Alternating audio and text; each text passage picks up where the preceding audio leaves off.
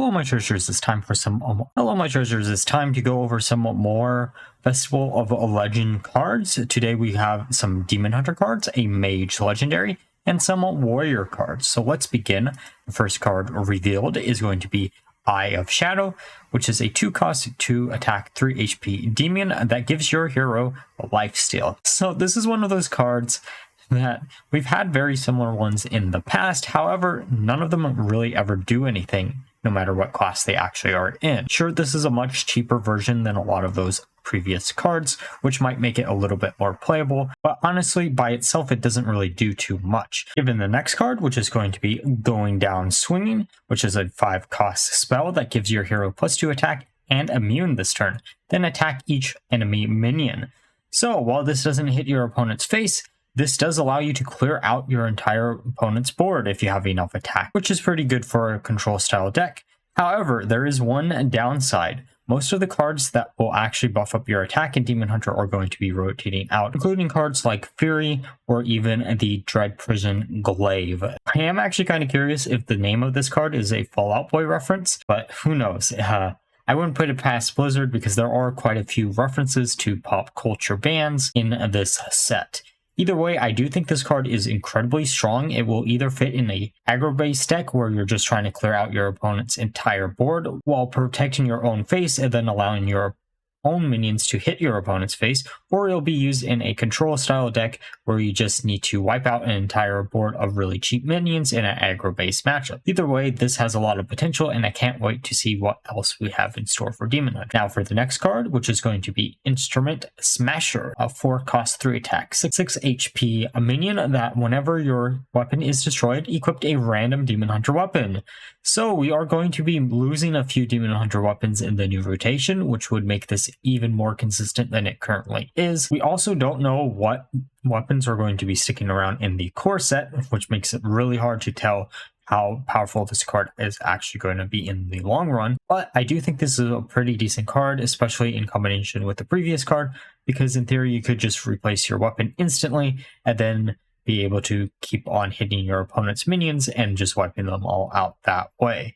The only downside of a card like this is maybe the cost of it. If it cost maybe 1 less and had a bit lower of a stat line, and then this card would be incredibly broken and probably would always see play in every single deck. But as it currently stands, I think this will only fit in one style of deck where you're trying to smash out as many weapons as humanly possible and just smash your opponent's face in with a bunch of attacks from your hero power. Now for the next card, which is going to be Glaive Star, a 4-cost 4 attack 2 durability weapon that has the Death Rattle. Draw 1 card, play Outcast cards while equipped to improve. Why do they keep printing Outcast card support that just draws additional cards? I don't understand it. That's the one thing that Outcast Demon Hunter doesn't really need, is more draw power. Most of the cards currently with Outcast and Standard all have some type of draw on them, which means there's no big payoff, and that's the main problem with that style of deck. However, randomly generating this off of the previous card could in theory be really good because it just allows you to refill your hand, and because of that, I do think if you can randomly generate this consistent enough, it will probably see play there, but running it in an actual deck until we see some actual payoff for Outcast Demon Hunter, I don't know how playable this card is going to be. All right, now for the DJ to show himself, which is going to be DJ Manastorm, a 10-cost 8 attack, 8 HP minion for Mage. Battle Cry, set the cost of spells in your hand to 0 after you cast one. The others cost 1 more. So if Pyroblast actually sticks around, this card plus a Pyroblast plus a coin and another Pyroblast is 20 free damage in a single turn on turn 10, which is absolutely ridiculous of how much damage this could actually output.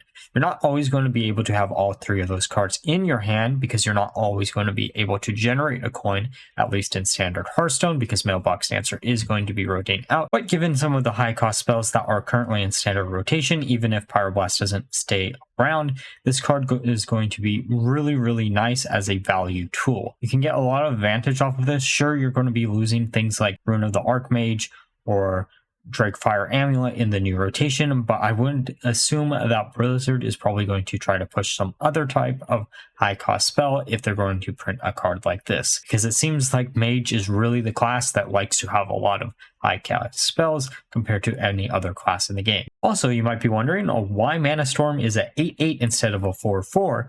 Well, there's two Manastorms on this card, his mirror image and himself, thus giving him 8/8 worth of stats instead of the normal 4/4, which is kind of a fun little reference. Alright, now for the warrior cards. The first one is going to be Blackrock and Roll, which is a 5-cost fire spell that gives all your minions in your deck attack and health equal to their cost. This card, plus a few other cards that are currently in standard, are going to be incredibly funny. If you use this in combination with Naga Giant, you have 28/28 minions, which is absolutely insane. If you use this in combination with Lothamar and Grom, then you're going to have 30 attack, which is going to be able to destroy most opponents.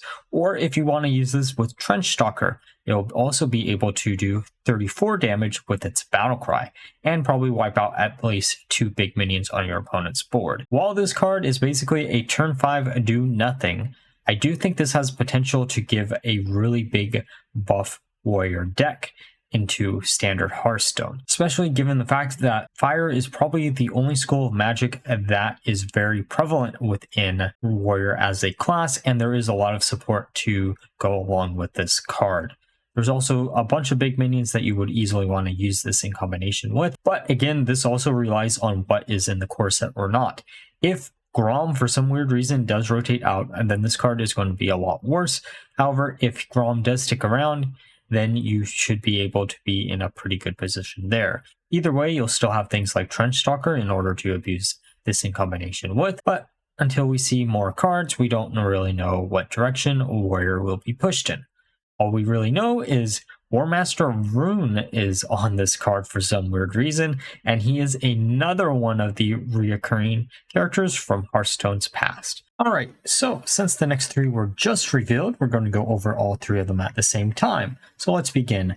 First one is going to be Burst Rift, which is going to be a 2-cost spell for Warrior that gives your hero +2 attack this turn, gain +2 armor. Finale, play your last Rift. Chorus Rift, draw a minion and give it +2/+2. Finale, play your last Rift. You're seeing a pattern here. And finally, we have Bridge Rift, which is a 6-cost card that summons a 3/4 rocker with taunt and a 4/3 with rush. Finale, play your last Rift. So I'm assuming the finale doesn't just replay the same exact card you just played down, but the previous one that you played before.